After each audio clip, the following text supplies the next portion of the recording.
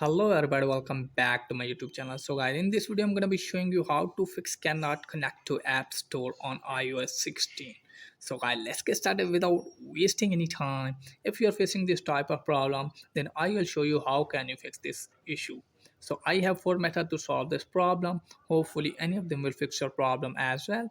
So first of all, what you have to do is just simply open settings, and if you're using Wi-Fi, then you have to tap on Wi-Fi, and from here you have to check that if your Wi-Fi connection is strong enough or not.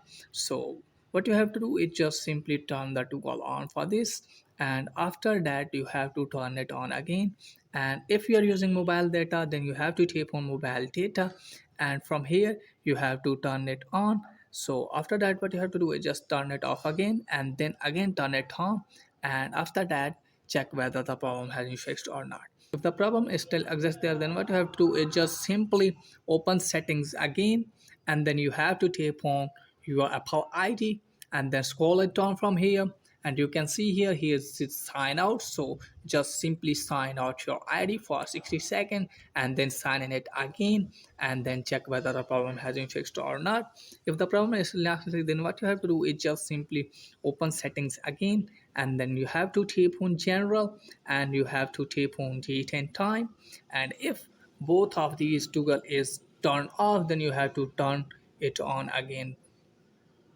So after doing this, you have to check that your problem will be fixed or not. If the problem still exists there, then what you have to do is just simply open settings again, and finally you have to tap on general.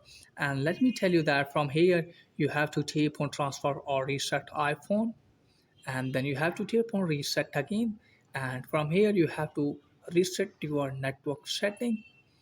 So from here you have to give your passcode, and you can see here reset network setting. So you have to reset your network setting. This will delete all network setting, returning them to factory default.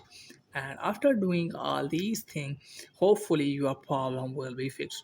So that's it guys for today's video. If the video is helpful, please like the video and subscribe my channel. Thanks for watching.